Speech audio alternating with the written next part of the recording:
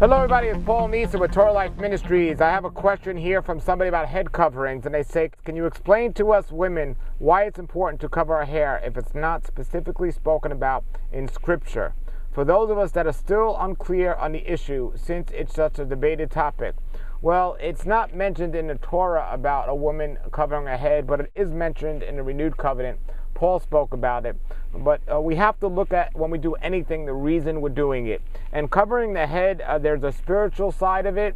And I know many women cover their heads because they feel convicted and they feel like it's their place to show that their husband is their covering, and they want to make sure that their head covering reminds them of that and reminds the world of that. But there's a whole other side of that, which is a modesty side of it. For most women, the sexiest part of a woman is her hair. And that's her beauty to the world. That's her sexiness to the world. She might not think so, but women today are brought up, or girls are brought up, to worship the hair, to go to beauty parlors for hours and hours and make the hair look beautiful, and this is what they're trained to do. It's natural for a woman to have long, flowing, beautiful hair, but there's a sexiness that's brought out with it when you do something to it. It's like an artist taking a blank canvas and putting stuff on it. Well, when a woman's making up her hair, that's like what she's doing, and it's adding another element to her beauty, which I believe, from a modesty standpoint, should be reserved for a husband. So if a woman is not convicted to wear a head covering, at least wear your hair pinned up so that long, beautiful sexiness isn't flowing around for the world to see. I'll give you an example of this. When you look at a Hollywood film, right before they're about to do a sex scene or get intimate, what does the woman do? For the most part, the woman will take down her hair and flow it all around, and it just changes the whole atmosphere and environment. And I always say, from a modesty standpoint, tight clothes or high heels or makeup, these things are used often to accentuate a woman's beauty, but nothing as much so as the hair, because no matter how much those things are done, if the woman has no hair, a man's not turning his head to look at her. It's the hair that really catches the man's eye. And a woman needs to be aware of this and have that beauty reserved for her husband. And I say, women, only if you're convicted to do so. If you're not convicted to wear a head covering, whether from a spiritual or a physical standpoint or a modesty standpoint, then just don't do it. But understand what you're creating when you don't do it, when you let your hair down and when you keep your hair sexy. It's like a magnet to attract a man's eye. And if you think, well, my husband likes that, my husband wants to see my hair, well, that's great. Well, if your husband loves it, don't you think every other man's going to love it as well? I'm not saying not to do it for your husband, but do it in the privacy of your own house. I think I know for a fact that when a woman covers her hair, she's treated completely different by men. And it's the whole idea of head coverings and how men treat women. And I have other videos talking about the importance of that, or the issue of that. And every woman I've ever known that covered their head has noticed the same thing. Now, some women like the attention they get when a man just, they're all goo-goo gaga over how beautiful the woman is and everything. And some women will even bring that out and even they desire to be looked up and worshipped by men. Well, if you're a woman out there and you have not been brought up into the trap of thinking that you need to be beautiful in this world to get along in this world, no. If you realize what set apart truly means, it means holy.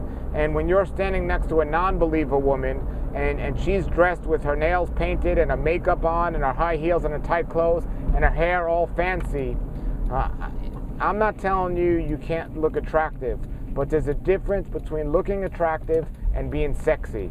And we could be sexy for our husbands in private, but to be sexy for the world, I believe, goes against the message of modesty according to the Scriptures. I meet women when they don't wear makeup, they look completely different than when they do wear makeup, and there's a reason why. It's putting on a mask. It's putting on something to show the world something you're not, or something they shouldn't be seeing. It's not for their eyes. We're supposed to be modest in our appearance, and modesty is really a heart issue, ladies.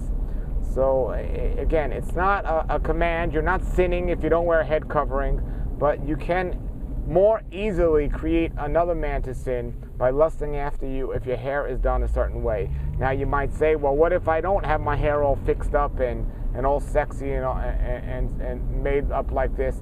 Well, there are women that can wear their hair down and wear it modest, but it's still better to wear your hair up if you're not going to wear a head covering.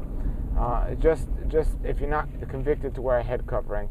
As a man, I can tell you, and it's not just me, so don't email or post below the video that I have an issue or I got to get over my issues. No, it's a known fact, and the majority of men out there will be more attracted to women with long flowing hair than they would be to women that wear their hair pinned up and so on. Now, what's attractive to a man, a believer, is a woman that is modest in her appearance and in her dress and in the way she wears her hair and the way she carries herself.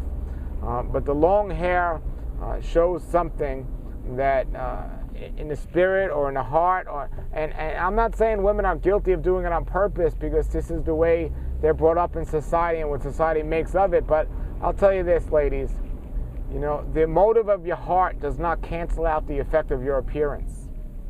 So we want to be careful and think about when you leave the house how often you look at the mirror and do you think you look beautiful or attractive. And again, I'm not saying you're doing it to catch the eye of a man, but that still does not cancel out the effect of your appearance, because that's very well so what you might be doing.